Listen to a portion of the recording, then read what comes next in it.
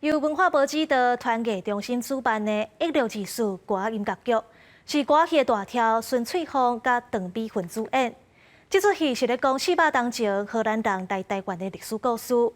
一个拜六礼拜要伫台湾台南演出，即马当咧总彩排，咱连线互台记记者郑依辉，带咱来看现场的状况。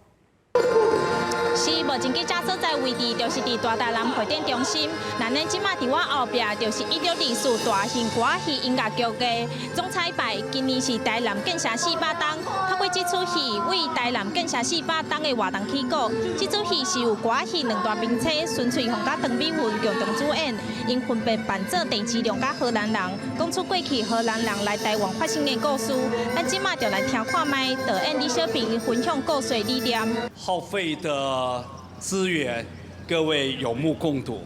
只有一个心愿，想要留一个台湾可以见证到的历史事件，来对应这个400年留给我们的一些处境。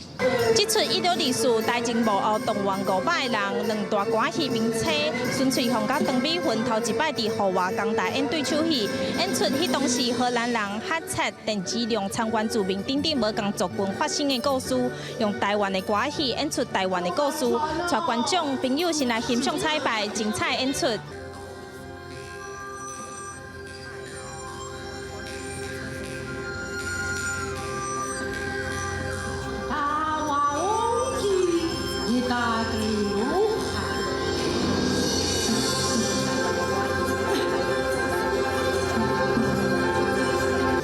为了扮演17世纪紧张刺激的大航海时代，演出时间是150分钟，中间拢无休困。164大型歌戏音乐剧，伊是2、5、2甲暗时伫大台南会展中心盛大演出，现场安排2卖位置，会当免费欣赏。同时，台记台这2天拢有网络的直播，24会伫电视直播，做伙回顾400年前台湾历史的盛世。以上是记者钟义辉、邱昭勇伫台南的现场连续报道，甲时间交予主播。